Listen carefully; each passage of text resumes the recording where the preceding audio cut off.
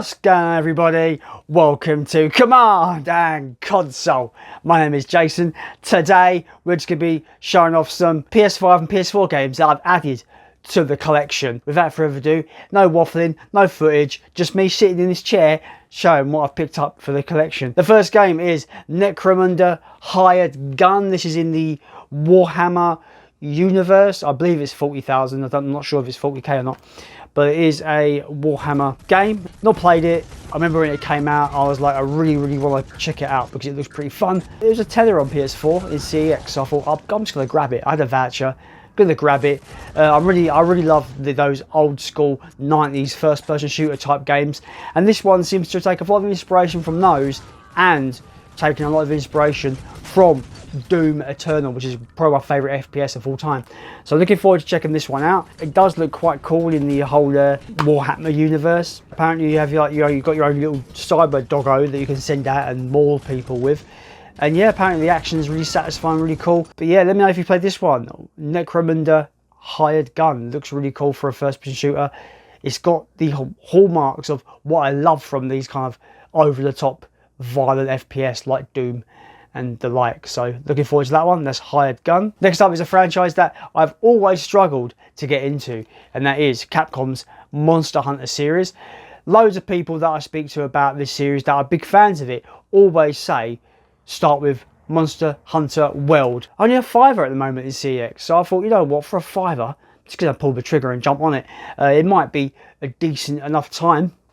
I always found these games, they looked a bit too hardcore for me, in the sense that, you know, you're looking for ways to, you're looking at strategies to kill these monsters and to craft gear and armor and make it itself more tough and taking in the right gear for the right situations. It does seem to be a bit hardcore for me in that regard.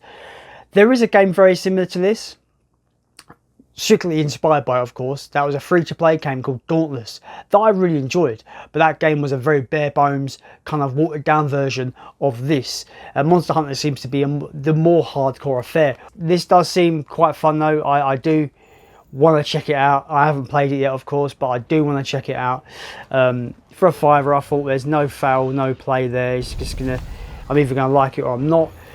But yeah, a series that I've struggled to get into in the past. I think I've played a bit of Monster Hunter Tri on the Wii. Couldn't get on with it. I think I played one of the PSP games for a little while. I couldn't really get on with that either. But we'll see. Apparently this game is the most accessible out of the series, especially for brand new players. So that's always a plus for me, because I'm not a very good player in terms of any games. I just enjoy playing games. So I just want to have a fun time without the steep difficulty curves in there. I don't really want to be an expert in a game to actually have fun in it. I just want to put on a game and have fun. And hopefully this one will be one of those. That's Monster Hunter World, another Capcom game. I love Capcom at the moment. I love Resident Evil. I love, you know, Devil May Cry. I love Onimusha. This is one of those franchises that I've never really it's never got their hooks in me yet. But you never know, it might do with this game. That's Monster Hunter World. Next up is a game called Elix 2. I played the first game and I found that game to be very difficult, and not in a particularly methodical kind of, you know, game design way like say Dark Souls, for example. It was more of the case of it's one of those RPGs that's pretty much like, you know, here you are, you're in the world, now go and figure it out. And I'm terrible with those kind of games. I'm more of a kind of player where I like to have a little bit of guidance of where I'm meant to go, who to talk to, what quests to complete. I'm more of one of those kind of people, and then this game just kind of drops you in the world and be like, you know, yeah, just do what you like and figure it out. And it's quite daunting to me in these kind of games. So the first game had a really big difficulty curve where you take the wrong turn into the forest, and you fight scorpions when you're level 1, you're going to die, you're dead. So it's kind of like figuring out where I was allowed to go, what kind of build I should start off with as a beginner. And it was an okay game. It was fine. It was okay in essence. You know, I didn't hate it. I thought it was fine. It was just, I died a lot and I got frustrated a lot, and the game never really told you where you were going wrong, so it really pissed me off. Elix 2, however, it still has that difficulty curve, don't get me wrong, but it does alleviate a lot of it in terms of like you're kind of like gently just pushed in the right direction in this one, and I found the combat to be a lot more enjoyable. I found the progression system to be really fun. I found the traversal and the exploration probably the best part of this game, because you've got this little jetpack on you in this game, so you can get to higher areas with it. And it's just, I thought this was a really competent RPG, really fun. One of those European RPGs that, you know, it has a lot of ambition, but the budget they don't have the resources to fulfill that ambition. But I thought this was a massive step up from the first game. The world is great to explore. The combat is simple but pretty cool when you start getting really good weaponry and really good inventory slots and armor and stuff.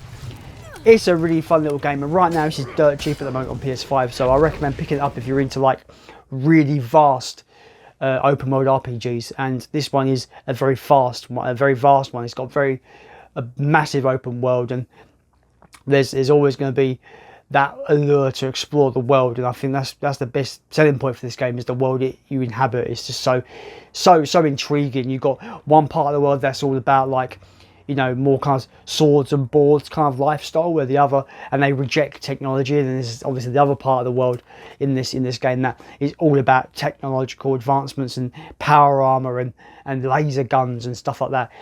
But they're trying to convince the other side to kind of embrace it, but the other side are super against it. This game is great. It's really fun. I enjoy it a lot. It's a massive step up from the first game. However, playing this one makes me kind of want to revisit the first one, just to see how they compare, you know, in hindsight, because I played the first one quite a while ago and I don't remember too much about it. I just remember being rock hard and kicking my ass. But this one is a definite step up from the first game. That's Elix 2. Next game is a game that is a sort of a spin-off from the Borderlands games. I love the Borderlands games. Looter shooter perfection. Borderlands 3 was such a great game for me. I played hours of it. It's so addicting. I love it. Now this game is called Tiny Tina's Wonderlands. This is meant to be more of a kind of almost sort of just a general like action RPG looter, but it has those looter shoot elements. As far as I'm aware, from the back it says shoot, loot, slash. So it's got that kind of hack and slash vibe to it as well. It's a bit different to Borderlands from what I've seen. But yeah, this was like really cheap. This is £12 in CX at the moment for PS5. Some of these earlier PS5 titles are getting really cheap now, and it's a great time to pick them up if you're interested in them, because I'm always holding off for games until they're at a price point that I don't mind paying. But when you've got a CX voucher, it's all good. So this is 12 quid. It's got a nice kind of foil cover there. I don't know what to expect from this. I'm expecting it's going to be Borderlands with some melee combat and some fantasy elements in there, but I'm hoping it's going to be good. I hope it's going to be fun. So yeah, let me know if it's any good. That's Wonderlands. Tiny Tina's Wonderlands. Always been intrigued by Formula 1 games. Don't watch the sport at all. Not really a fan of the sport or anything like that. Don't really care about motorsport in general. But I like racing games, right? I really do like my racing games. And I remember back in the day, in like the PS1 era, I loved the Formula 1 titles.